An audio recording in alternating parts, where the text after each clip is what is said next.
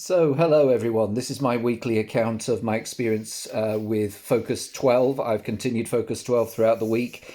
I have to thank so many people, first of all, for your contributions to this exploration. There's a bit of a debate that's starting to develop now through YouTube, which I think is really helpful.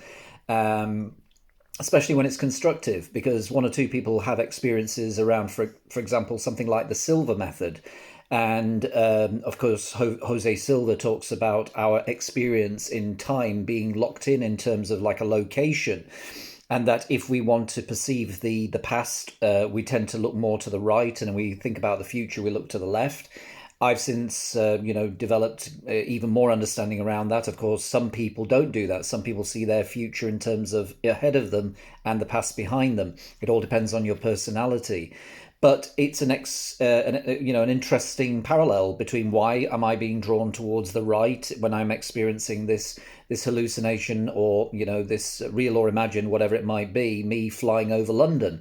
Is it because I'm flying as myself in this time and space, or could it be in the past? That's definitely something quite curious. And the other thing was there's been one or two questions about the resonant tuning and how I do it. And even though, I don't think there's a right or wrong way to do it, I just simply, this is how I would go about it. I just emulate the hum, the tone, the chant, the choral sound that you hear, quite successfully. And I think that's really important, actually, when it comes to getting to the right frequency and vibration for your energy body to project, if that's, what it's preparing to do. So yeah, keep those questions coming on, and the best I can in terms of my experience and knowledge with hypnosis, hypnotherapy, all the things that I do as a career. I'm more than willing to, give my sort of angle on that. The other thing is with this focus 12, I'm now starting to look at the picture beyond the picture a little bit, in a way that some of you will definitely be of the right age to remember Magic Eyes. These pictures that were wiggly lines, and if you looked at it in just the right way, by defocusing your eyes, softening your gaze, you could actually see a picture within a picture. Well, I've tried to do that within my hallucination, and I'm starting to get a little bit of depth, more depth than I would have done otherwise.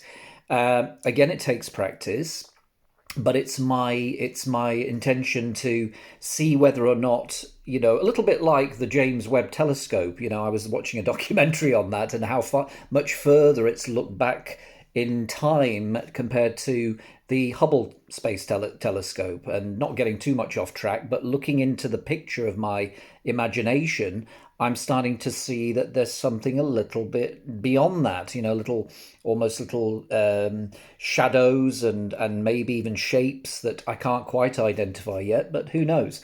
Continuing to gaze at it in this way might lead somewhere.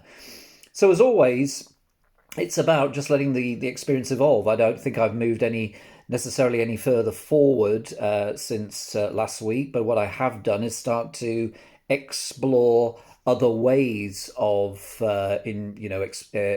enjoying that expanded awareness. And I will feedback on that in my next video. So again, as always, if this is your first time to my channel, you will be able to visit all my videos. I've put them into a playlist. That was another suggestion, so I've done that. And please, as always, respectfully, I ask you to like and subscribe, and look forward to continuing this debate. Thank you.